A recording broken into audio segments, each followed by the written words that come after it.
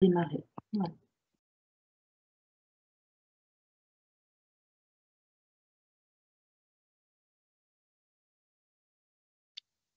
Bonjour à tous, bienvenue à cette visioconférence organisée dans le cadre du Salon Go, Salon de la création et reprise d'entreprise 11e édition.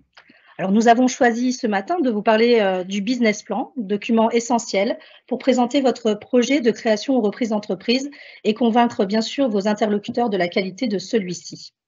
Je m'appelle Carole Cuisinier, je suis conseillère en création et reprise d'entreprise au sein de la Chambre de commerce et d'industrie de la Moselle et j'ai le plaisir d'animer ce webinaire avec Michel Vatry, conseiller entreprise de la CMA de la Moselle.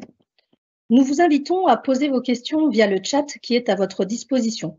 Vous trouverez deux petites bulles en haut avec un point d'interrogation et nous traiterons bien sûr ces questions à l'issue de cette présentation.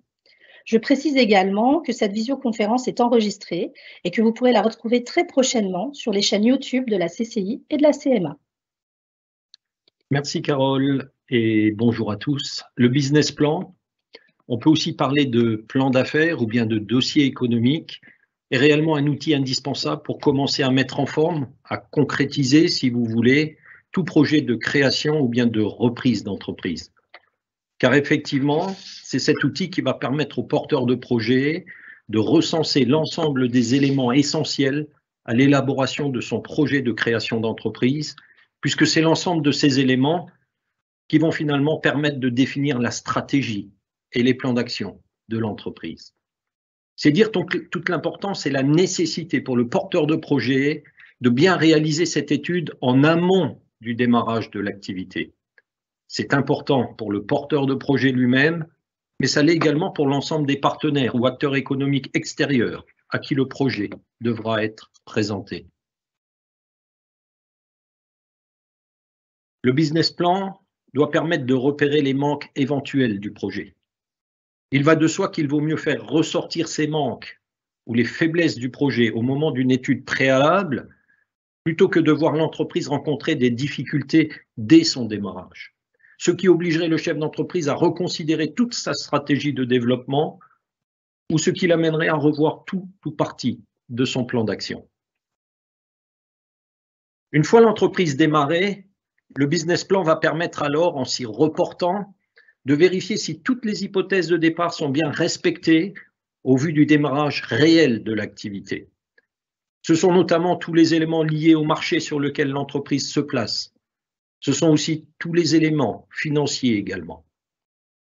C'est un plan, utilisez-le donc comme tel. Il vous servira à constater les évolutions et à repérer si votre progression est conforme ou non à ce que vous aviez prévu.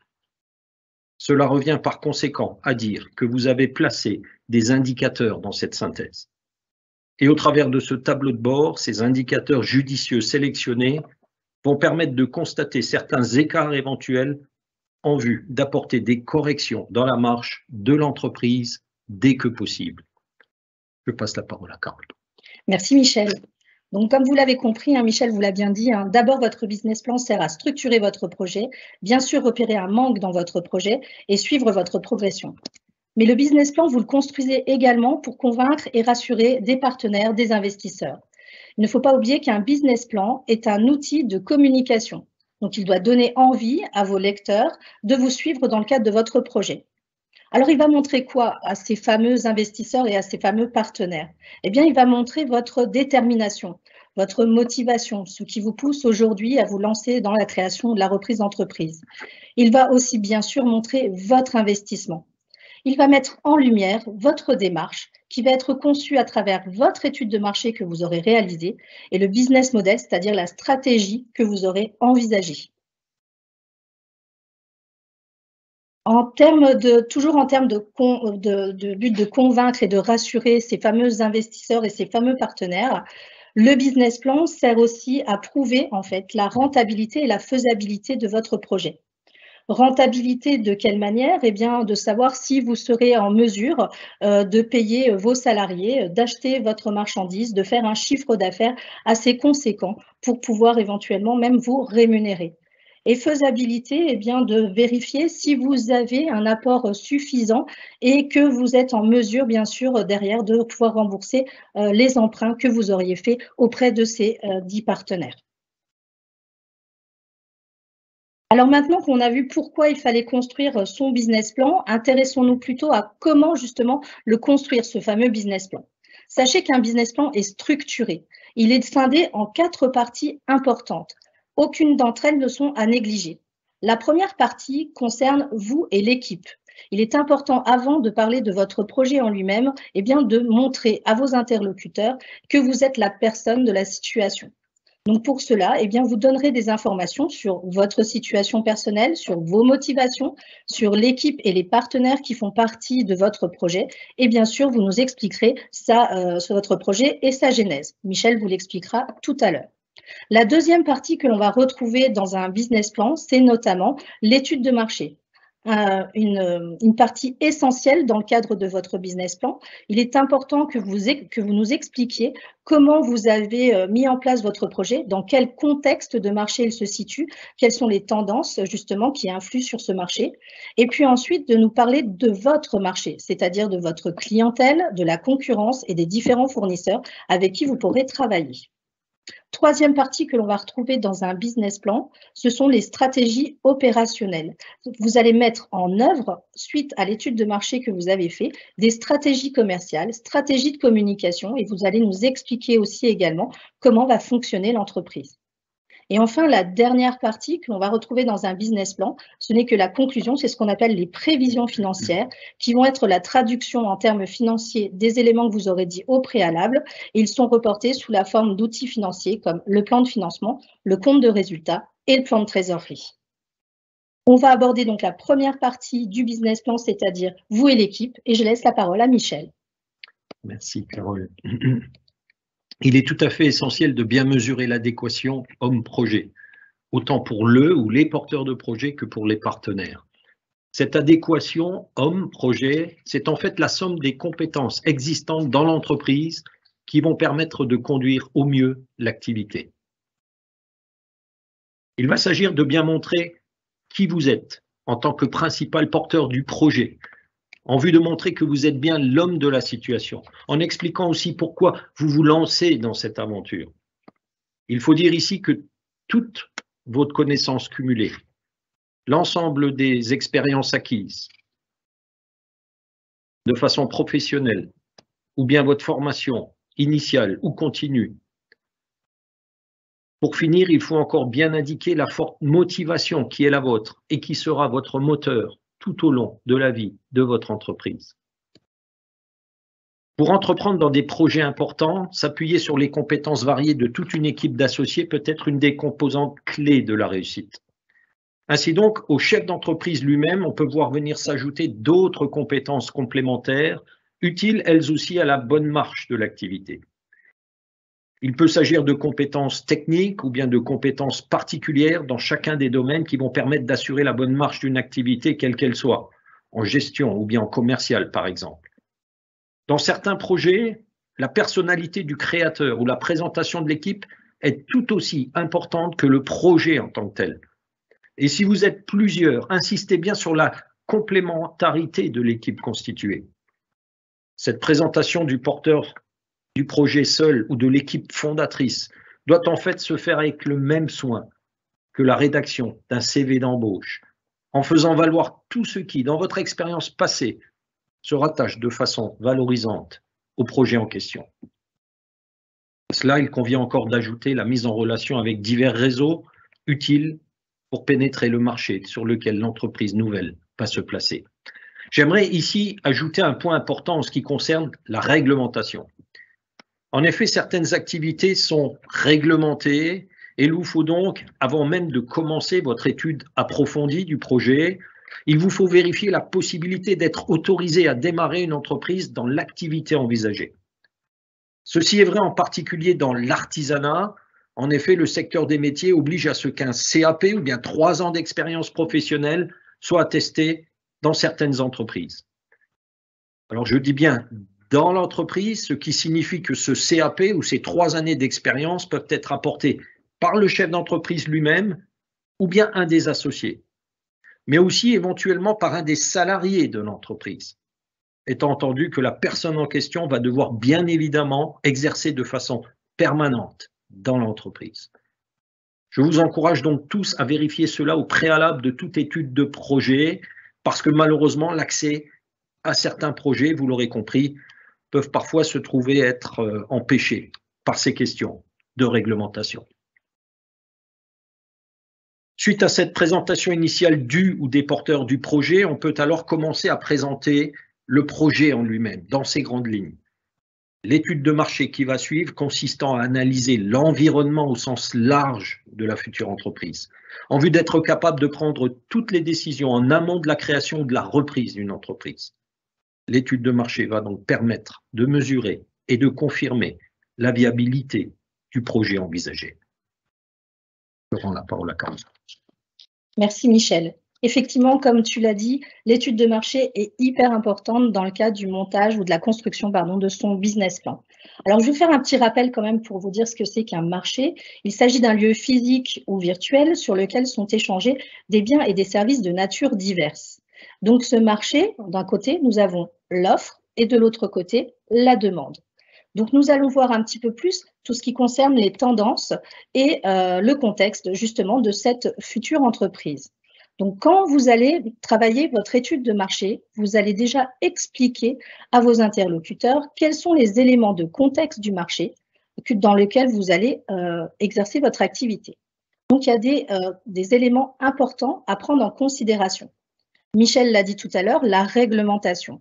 Avant de commencer une activité, bien vérifier que vous avez les capacités pour pouvoir exercer cette activité, éventuellement un diplôme, une formation, un agrément ou toute autre année d'expérience ou autorisation qui vous permettrait d'exercer cette activité. Dans un deuxième temps, dans les éléments du marché, il faut s'intéresser aussi à l'évolution économique de ce marché.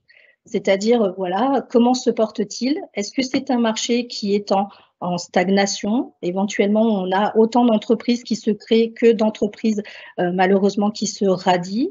Est-ce que c'est un marché qui est en déclin? Et là, à ce moment-là, il faut essayer de comprendre quelles sont les causes qui font que ce marché éventuellement est en déclin. Et ou est-ce que éventuellement votre marché est en plein essor? Donc, à vous de faire un petit peu une photographie un petit peu du marché, du secteur d'activité vers lequel vous souhaitez aller. Alors, on a des secteurs d'activité qui sont classiques et d'autres qui sont un peu plus, on va dire, innovants, notamment dans des secteurs d'activité où la technologie a sa place. Alors, sachez qu'un marché n'est jamais figé, hein. Un marché évolue, hein, comme toutes les choses, hein. Donc, n'hésitez pas à faire de la veille, à bien vérifier un petit peu comment justement se porte ce marché. Vous avez bien vu qu'éventuellement, on a eu des événements qui ont fait qu'à un moment, des marchés ont été en difficulté. Je ne vais pas revenir sur notre année 2020 qui a été assez difficile pour certains secteurs d'activité. Donc, intéressez-vous, vérifiez bien, faites de la veille, soyez toujours attentifs aux évolutions et aux tendances du marché. Pourquoi? Parce que cela aura un impact aussi sur votre projet. Si vous avez tendance à aller dans un secteur d'activité qui est saturé, à vous de vérifier si éventuellement vous y avez votre place et donc de travailler notamment là-dessus. Regardez bien aussi les opportunités et les menaces qui pourraient être liées à votre marché. Bref, soyez en veille permanente. Alors, quand vous allez faire votre étude de marché en construisant votre business plan, il va falloir que vous alliez collecter certaines informations. Donc, n'hésitez pas, comme je vous le disais, à faire de la veille. Vous avez le site de l'INSEE où vous pouvez retrouver des informations concernant les chiffres clés du marché, notamment le nombre d'entreprises qui se créent, le chiffre d'affaires du secteur, etc. Vous avez bien sûr d'autres sites que vous pouvez aller consulter. Vous avez un site comme BPI France Création qui met en place des mini, on va dire, études de marché, ce qu'on appelle des dossiers projecteurs, qui peut aussi vous donner des informations, notamment sur un petit peu les tendances du marché et le nombre d'entreprises créées. En ce qui concerne donc les conditions d'accès au marché, diplômes, normes actuelles et futures, n'hésitez pas à venir nous consulter, nous consulaires, Chambre de commerce et Chambre des métiers, pour vous donner des informations concernant la réglementation qui pourrait encadrer votre projet.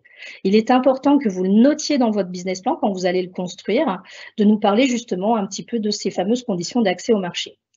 Ensuite, il est important aussi sur la valeur économique, sur le marché économique, de nous donner des informations et donc de vous intéresser forcément à la demande, donc c'est-à-dire à la clientèle. Donc n'hésitez pas à travailler sur la typologie des consommateurs que vous visez dans le cadre de votre activité. Donc qui sont ces fameux clients, âge, sexe, catégories socio-professionnelles, leurs habitudes de consommation vis-à-vis d'un produit, vis-à-vis d'un service vendu et actuel. Vous retrouverez aussi éventuellement des fois des enquêtes d'opinion qui ont été mises en place ou des enquêtes de consommation. N'hésitez pas à ressortir ces informations-là dans le cadre de votre business plan. Et enfin, intéressez-vous aussi aux pratiques habituelles de tarification des différents intervenants du marché, comme les fabricants, les sous-traitants, qui font aussi partie de ce marché sur lequel vous souhaitez exercer votre activité. Quand vous avez travaillé justement sur le contexte général de votre marché et que vous nous avez donné en gros une photographie un petit peu de ce marché-là, eh bien vous allez construire dans le cadre de votre business plan votre étude de marché. C'est-à-dire que vous allez travailler votre marché à vous, c'est-à-dire vos clients. Et dans vos clients, vous allez nous donner des informations notamment sur le profil de client que vous allez auquel vous allez vendre votre produit ou votre service. Est-ce que ce sont des professionnels, des particuliers, des collectivités? Il est important en fait que vous expliquiez aux différents lecteurs de votre business plan qui sont justement ces fameux clients. Votre rentabilité va être différente en fonction du type de client que vous allez viser. Quand on vise éventuellement un particulier au niveau de la rentabilité du chiffre d'affaires, le client, en règle générale, le particulier paye comptant. Quand on va s'adresser à des professionnels ou à des collectivités, peut-être que le temps de recevoir en fait votre chiffre d'affaires va être un petit peu plus long. Les collectivités, on est souvent sur du 60 jours, voire peut-être 90 jours. Donc, il est important de bien déterminer le profil de votre clientèle. Ensuite, de nous expliquer où sont-ils localisés, où est votre zone de chalandise, c'est-à-dire où sont situés vos fameux clients. C'est important, pourquoi? Parce qu'à un moment, eh bien, ce sera votre zone où vous allez pouvoir vendre votre produit et votre service. Et donc, ça va aussi avoir un impact de connaître éventuellement, eh bien voilà, quels sont en fait les kilomètres éventuellement que vous allez à faire pour aller capter votre clientèle, notamment si vous faites du service, ou tout simplement pour voir un petit peu où sont localisés vos clients, si notamment vous souhaitez vous mettre dans un local commercial et de notamment vous trouver dans la zone où seraient vos clients pour avoir un service de proximité. Il est important aussi, quand vous allez décrire en fait vos clients, de travailler sur leurs habitudes et leurs besoins de consommation. Pourquoi? Parce qu'en fonction en fait de l'analyse que vous allez faire de votre clientèle, eh bien derrière vous pourrez mettre en place des stratégies de distribution qu'on va voir par la suite. Et enfin, intéressez-vous aussi à leurs critères d'achat, à leur façon aussi d'acheter les produits ou les services que vous allez travailler. En gros, bref, faites-nous un petit portrait de ces fameux clients que vous allez viser. Et c'est important de l'indiquer, notamment dans la construction de votre business plan. Après les clients, les concurrents, qui sont-ils? Il vous faut absolument les identifier et aller remarquer l'ensemble de leurs pratiques commerciales. Où sont-ils implantés? À proximité, sur la même zone de chalandise ou ailleurs? Quels produits, services proposent-ils et en cela diffèrent-ils des vôtres? Quel prix pratiquent-ils? Quelle est leur stratégie de communication, c'est-à-dire comment se font-ils connaître? Quelles sont leurs forces et leurs faiblesses? Voilà des questions à se poser par rapport à la concurrence de l'entreprise. Car il est tout à fait essentiel de bien connaître l'environnement concurrentiel du marché sur lequel va se positionner votre entreprise. En vue peut-être d'identifier des niches de marché, c'est-à-dire des petits segments de marché non encore exploités, en vue aussi d'imaginer une différenciation notable pour l'entreprise, c'est-à-dire se positionner peut-être un peu différemment sur le marché, plus ou moins haut de gamme, avec tel ou tel service supplémentaire. On parle là de différenciation par rapport à la concurrence. Après la clientèle, la concurrence, voyons à présent un autre acteur important autour de l'entreprise, les fournisseurs. Là encore, plusieurs questions se posent. Qui sont-ils? Quel type de produits proposent-ils? Quelles sont leurs conditions de livraison et de paiement? Pour chacun des fournisseurs potentiels, on va donc comparer les prix, vérifier leurs conditions de livraison, leurs conditions de règlement aussi, ainsi que leurs conditions de réassort. On parle en fait de la politique des achats de l'entreprise. Et il est clair que de substantielles économies peuvent être réalisées ici, avec bien évidemment une répercussion notable sur les coûts de l'entreprise. C'est-à-dire au final une facilité accrue pour vous d'aller vous placer sur votre marché. Le choix adéquat des fournisseurs aura aussi bien évidemment des conséquences sur la qualité de votre production ou de vos prestations. Merci Michel. Donc nous arrivons sur la troisième partie dans la construction d'un business plan qui sont les stratégies opérationnelles. Suite effectivement à l'étude de marché que vous aurez réalisée et dont vous nous aurez donné des informations, suite aussi à votre présentation, eh bien vous allez un peu nous expliquer quelle stratégie vous allez mettre en place. Et dans ces stratégies opérationnelles, on va commencer par une des premières stratégies qui est notamment votre positionnement. Michel l'a dit tout à l'heure, effectivement, après avoir fait l'analyse de la concurrence, il est important de savoir comment on va se positionner, comment on va se différencier par rapport à cette concurrence. Alors, on peut très bien se différencier tout simplement par le produit que l'on veut mettre en place. Est-ce que c'est un produit éventuellement ou un service qui va être de meilleure qualité, de meilleure finition, etc. Est-ce que c'est un service qui va être beaucoup plus intéressant, notamment pour la clientèle, un service après-vente, une façon de se comporter avec cette fameuse clientèle que les concurrents ne font peut-être pas. Donc, il est important voilà, de le valoriser, ce fameux produit, ce fameux service, cette valeur, cette proposition de valeur que vous allez faire et qui va être vraiment différente de la part de la concurrence. Alors, cette différenciation, elle peut se faire effectivement sur le produit, mais elle peut aussi également se faire sur le prix. En fonction justement de ce que vous allez proposer, il faudra vous poser la question à quel prix vous allez vendre votre produit ou votre service. Alors, vous pouvez très bien vous aligner sur les prix de la concurrence, histoire de ne pas non plus vous différencier du marché. Et vous pouvez aussi avoir éventuellement un prix un peu plus important que le prix que le prix du marché, c'est-à-dire le prix de la concurrence, pour des raisons qui sont diverses, c'est-à-dire que votre produit ou votre service a une valeur ajoutée un peu plus importante que celle que font la concurrence. Autre chose dans le cadre de la stratégie opérationnelle, il y a un moment, il va falloir réfléchir justement à votre mode de distribution. Donc, il est important, suite à l'étude de marché que vous avez fait, vous avez pu notamment constater de quelle manière, en fait, les clients achetaient éventuellement leurs produits. Eh bien, il est important aussi maintenant de s'adapter justement suite à cette étude de marché que vous avez réalisée et de construire dans votre business plan et d'expliquer votre mode de distribution. Donc, vous allez expliquer, en fait, et noter comment vous allez vendre votre produit ou votre service. Est-ce que vous allez tout simplement faire de la vente en direct ou peut-être passer par des intermédiaires ou par Internet. Donc, il faudra que vous nous expliquiez quels sont les différents réseaux de distribution que vous avez mis en place. Une boutique, Internet, des prescripteurs.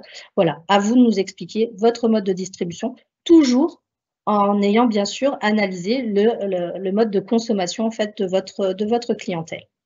Autre point aussi dans le cadre de la stratégie opérationnelle, quand vous construisez votre business plan, il est important que vous nous parliez de vos stratégies de communication, c'est-à-dire d'expliquer au lecteur comment vous allez vous faire connaître, par quels moyens et quels messages vous souhaitez véhiculer et quels sont les différents plans d'action que vous allez mettre en place. Alors, il est important, bien sûr, de nouveau, suite à l'étude de marché, vous connaissez votre clientèle, vous savez aussi de quelle manière, en fait, elle s'intéresse à un produit ou à un service et vous savez donc quels sont les moyens de communication qu'elle utilise. Peut-être les réseaux sociaux, tout simplement le bouche à oreille, peut-être par la vue d'une enseigne, etc., par le biais d'un flyer qui a peut-être été distribué. À vous éventuellement donc de nous parler un petit peu de votre communication. Et quand on parle de plan d'action à mettre en place, sachez que tout au long de la vie de l'entreprise, il va falloir que vous communiquiez. On ne communique pas uniquement au moment du démarrage de l'activité, mais tout au long de la vie de l'entreprise. Peut-être un moment pour mettre en place ou peut-être valoriser un nouveau produit ou un nouveau service que vous faites, ou tout simplement parler à un moment d'une action qui va se réaliser dans le cadre du développement de votre activité. Donc, n'hésitez pas à bien mettre en place ce fameux plan d'action, à l'expliquer, à le budgétiser, à nous dire à quel moment, en fait, vous allez mettre cette action et quels sont les moyens de communication que vous allez utiliser. Il est important de construire ça dans votre business plan. Je te laisse la parole, Michel. Merci, Carole. Aux éléments précédents, on ajoutera encore vos moyens humains, c'est-à-dire le juste effectif nécessaire, indispensable au bon fonctionnement de l'entreprise, Avec quel type de contrat et quelle date d'embauche prévue? CDI, CDD ou bien aussi, pourquoi pas, contrat d'apprentissage. Les formations à prévoir en vue d'augmenter davantage encore les compétences de l'entreprise au fil du temps. Vos moyens matériels, local, travaux, agencement, véhicules, mobilier, matériel productif, solutions digitales aussi, avec effectivement, et on peut le constater, une importance croissante du numérique dans la vie des entreprises.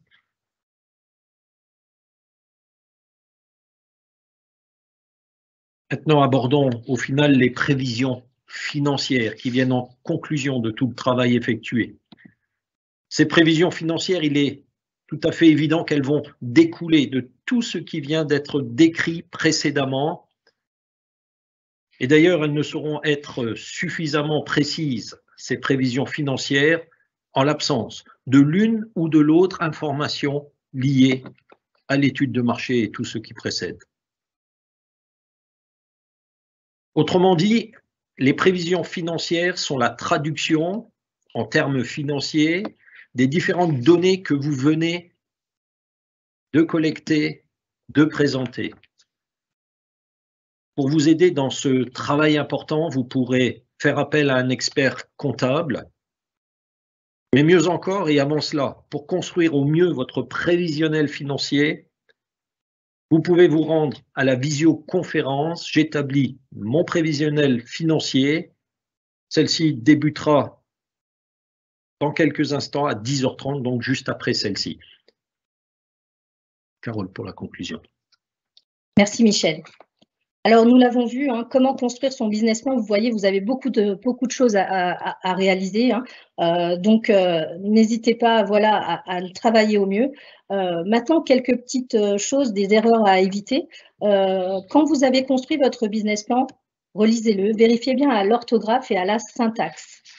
N'abusez pas des effets graphiques et des différents effets. Alors, on ne vous demande pas forcément de ne faire que du texte et du texte. Vous pouvez bien sûr mettre des graphiques, des photos, voilà, pour illustrer votre business plan. Il faut savoir qu'un business plan, en règle générale, fait à peu près une quarantaine de pages avec le prévisionnel financier intégré. Donc, voilà, essayez de vraiment l'utiliser comme un outil de communication, notamment s'il doit séduire vos partenaires et vos financeurs. Ce business plan aussi, n'oubliez pas que vous le faites pour vous. Donc, si vous le faites uniquement pour vous et qu'il n'y a pas de financement à demander, à ce moment-là, il peut être un peu plus court, et ne pas forcément faire une quarantaine de pages. Alors, dans le business plan, on vous demande aussi de ne pas en faire trop, mais de ne pas en faire pas assez. Donc, essayez d'être juste au niveau de sa construction. Voilà. Et puis, surtout, n'hésitez pas à le faire relire, ce fameux business plan, auprès de votre entourage familial, auprès éventuellement de conseillers ou autres.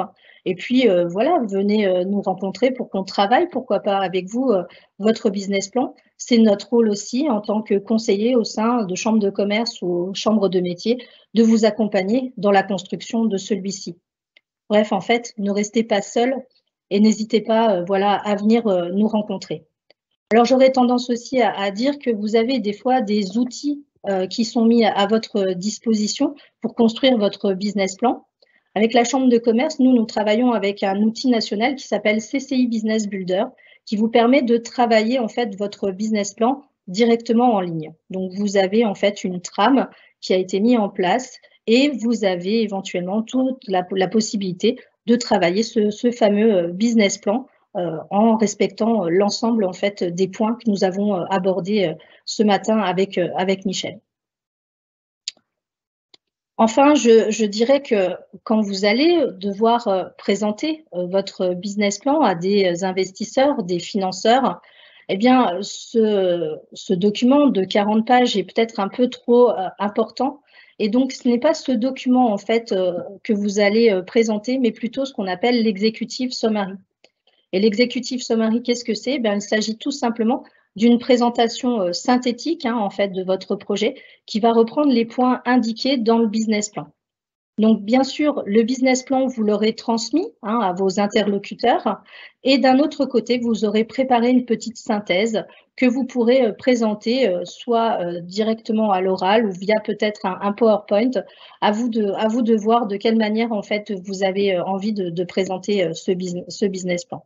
Là aussi, on retrouve dans l'executive summary uniquement les éléments essentiels que nous vous avons présentés. On doit retrouver bien ces fameuses 4 parties, c'est-à-dire la présentation du porteur de projet, la notion de l'étude de marché, votre marché, et bien sûr la stratégie opérationnelle et les prévisions financières.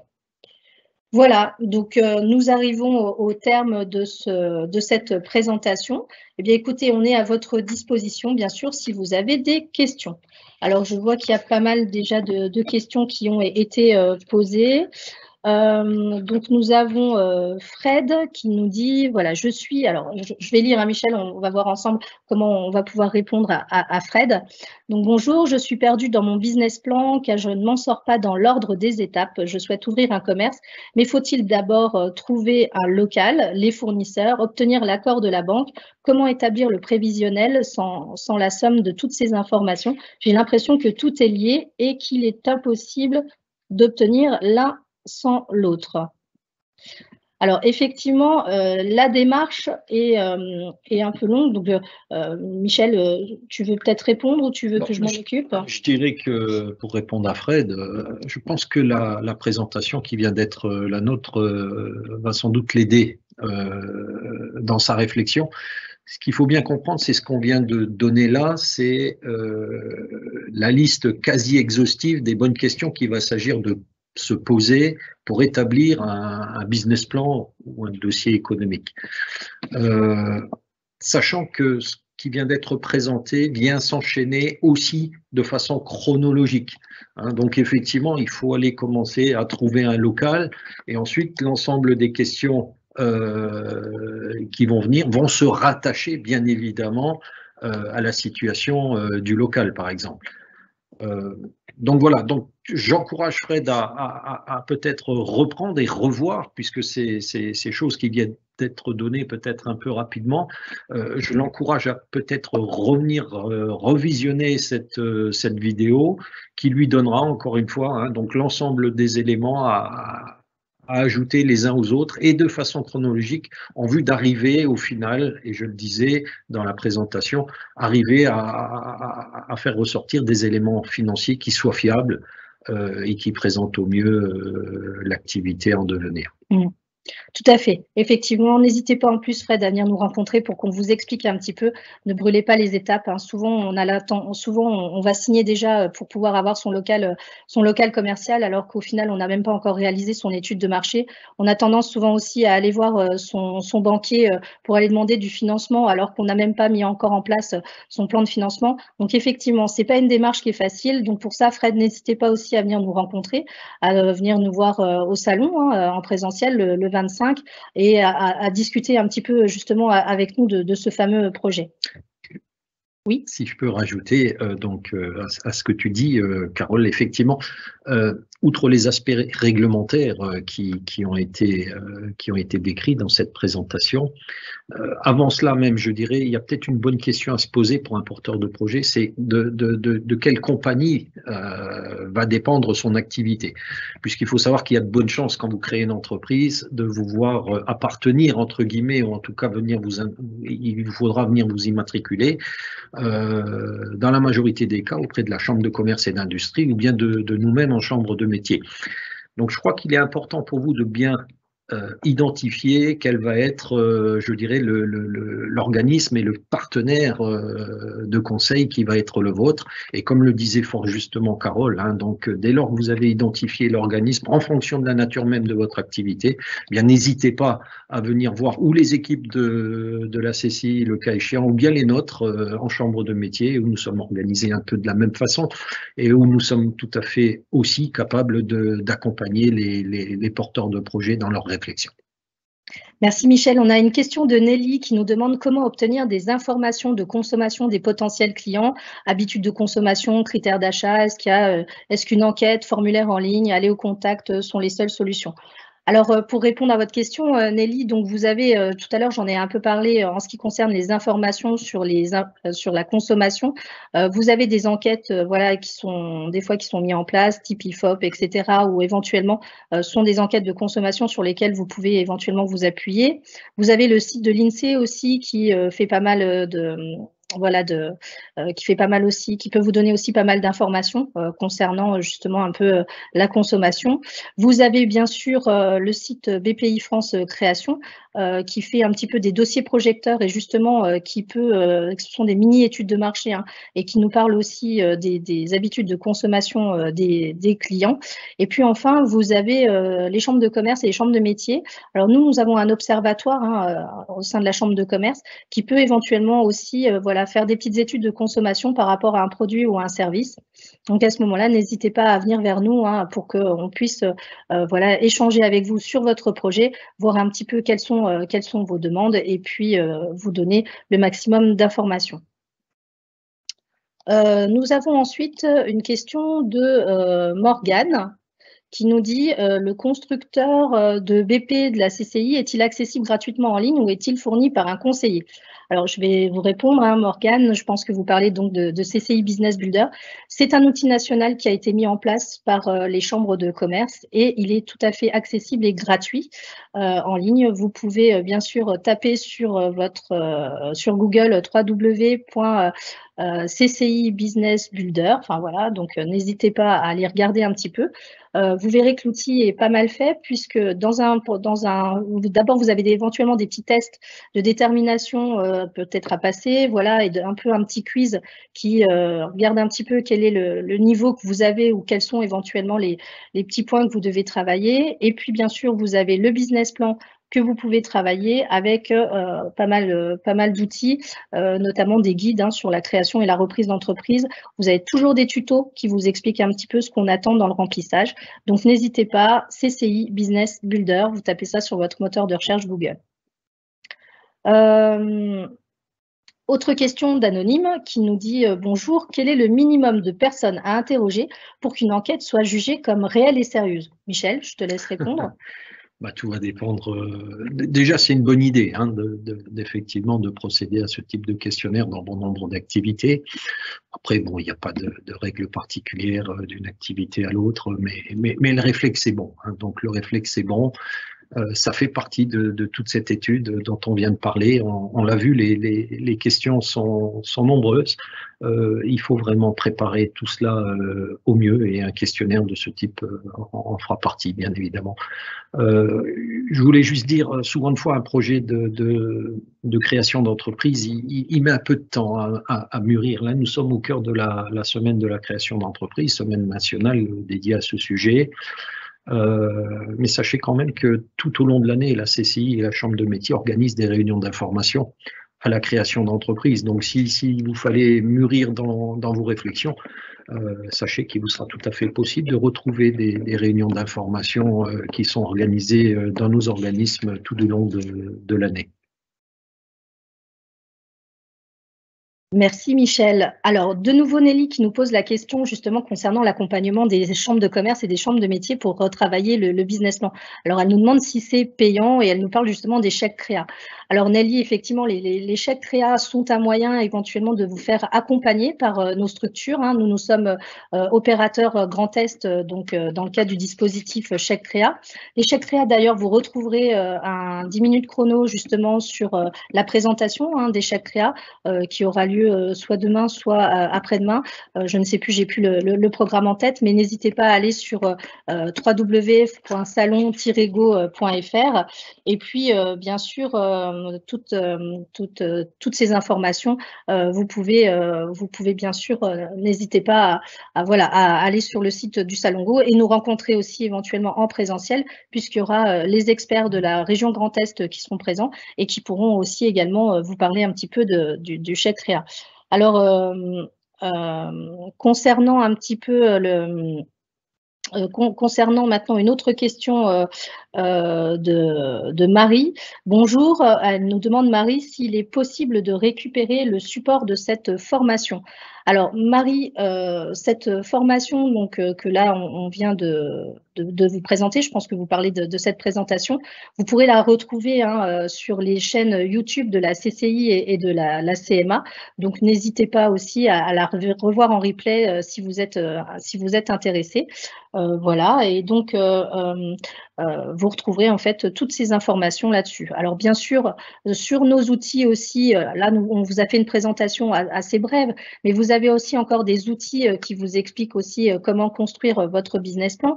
Sur CCI Business Builder, notre plateforme d'accompagnement en ligne, eh bien, on vous explique en long, en large et en travers. Et puis, vous avez le site BPI France hein, qui est aussi là pour vous donner des informations, notamment sur la construction d'un business plan et retrouver l'ensemble des informations. Voilà, j'espère que j'ai bien répondu à l'ensemble des questions, enfin que Michel et moi, nous avons bien répondu à l'ensemble de vos questions. Alors, je ne sais pas si vous avez d'autres questions, n'hésitez pas, on a encore un petit peu de temps pour y répondre. On est à votre disposition. Voilà, donc comme on le disait, hein, je souhaite quand même encore remettre une petite couche. Hein. Le business plan est un outil essentiel. C'est l'outil de présentation de votre projet. Il est important vraiment que vous le travaillez. Il ne faut pas prendre en fait ce travail à la légère. Hein. C'est un projet de vie que vous allez mettre en place. Donc, il est important en fait d'avoir un support hein, vous permettant voilà, d'expliquer et de travailler votre projet. Un business plan, on le fait pour soi, mais on le fait aussi également on s'en sert aussi comme un outil de communication si on doit le présenter à des interlocuteurs, hein, partenaires financiers et autres. Donc voilà, le business plan, ce n'est pas un outil qu'on prend à la légère. Donc travaillez votre business plan. Et j'aurais même tendance à dire qu'il faut travailler le business plan quelle que soit la structure juridique envisagée. Hein, on a souvent des porteurs de projets qui nous disent bah oui, mais moi je veux simplement monter une micro-entreprise. Mais dans micro-entreprise, nous avons le terme entreprise, donc il est important voilà, de travailler son business plan. Ce n'est pas en fonction d'une structure juridique qu'on travaille son business plan, mais c'est vraiment en fonction de son projet. On le fait pour soi, il faut que vous ayez un support, il faut que vous puissiez un peu vous retourner, regarder si tout matche bien, s'il n'y a rien qui cloche dans votre projet, etc. Et puis s'il y a besoin de financement, vous en servez comme un outil de communication. Voilà, alors on a Anonyme qui nous pose une question. Bonjour, dans le cadre de l'ouverture d'un commerce de restauration, faut-il intégralement étudier tous les concurrents de la zone de chalandise où l'on souhaite s'établir?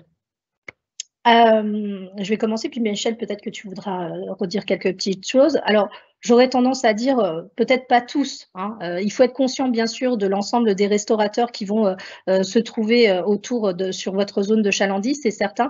Mais en tout cas, j'aurais tendance à vous dire d'en sélectionner au moins 3 principaux. Alors, pour éventuellement bien les décortiquer, faire des fiches signalétiques. Qui sont-ils? Qu'est-ce qu'ils proposent? Où est-ce qu'ils sont implantés? Enfin, où sont-ils implantés par rapport à vous, hein, en termes de distance? Est-ce qu'ils ont des effectifs salariés? Comment est constituée l'équipe? Quelle est leur carte? Comment est leur service? Aller peut-être manger au sein de ce restaurant. Essayez enfin de vraiment d'analyser, voilà, est-ce qu'au niveau de l'ambiance, du restaurant, du service, de la carte, voilà, comment ça se passe? Tout ça, en fait, une fois que vous aurez bien fait vos fameuses fiches signalétiques sur ces 3 principaux concurrents, il est intéressant à ce moment-là, après, de faire une synthèse de leurs points forts et de leurs points faibles pour pouvoir après, bien sûr, vous positionner. Alors, dans la restauration, on se positionne comment? Souvent par son concept ou par son service et peut-être des fois par les produits qu'on propose. En tout cas, voilà, si vous avez réussi à embosser 3 principaux, ça sera pas mal. Est-ce qu'on a une dernière question? Voulant me lancer initialement, donc Agnès, initialement dans une activité de psychologue libérale après 20 ans en ressources humaines, elle est diplômée en psychologie, j'ai finalement, dans le cadre de l'établissement du business plan, élargi la palette avec des prestations d'accompagnement en orientation professionnelle et en préparation à l'emploi, où j'interviens en sous-traitance, recrutement. Vers qui puis-je me tourner avec cette activité? Donc, si je comprends bien, Agnès, vous avez une activité de psychologue libéral et vous avez rajouté des activités d'accompagnement en orientation. en préparation à l'emploi. Donc, vous avez tout simplement développé votre activité. Tout ce qui est prestations d'accompagnement en orientation professionnelle, préparation à l'emploi, donc ça reste encore du coaching. Éventuellement, n'hésitez pas à venir, pourquoi pas, nous rencontrer, puisque c'est du service complémentaire. Voilà, au niveau de la chambre de commerce, voilà. Voilà, donc, et puis j'aurais tendance à vous dire à tous qui êtes là, surtout de venir rencontrer l'ensemble des experts au Salon Go qui aura lieu donc le 25 novembre. Venez nous poser vos questions et répondre un petit peu, qu'on puisse échanger. Voilà, donc merci beaucoup. Nous arrivons au terme donc de ce webinaire. On vous remercie pour votre participation active. Alors, sachez aussi que vous pouvez encore assister à de nombreuses visioconférences sur des sujets très variés. Le programme est disponible sur www.salon-go.fr. Donc, n'hésitez pas à aller sur ce site. Et je vous rappelle également que le salon est ouvert en présentiel. Je vous le répète encore une fois, donc le 25 novembre, de 9 h à 17 h, c'est libre. Donc, venez nous rencontrer dans les locaux de la Chambre des métiers et de l'artisanat, donc boulevard de la Défense à Metz. On sera présent et on sera heureux d'échanger avec vous. Et puis, sinon, il nous reste à vous souhaiter une excellente continuité dans votre projet et un très bon salon.